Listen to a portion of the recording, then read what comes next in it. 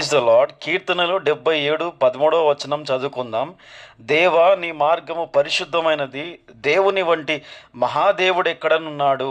మన దేవుడు సర్వ సృష్టికర్త, ఆయన మహాశక్తిగల దేవుడు. అధికారం, బలము, ఆధిపత్యము ఆయనకున్నంత ఈ సృష్టిలో ఎవరికీ లేదనే విషయము మనకు చాలా స్పష్టంగా తెలుసు.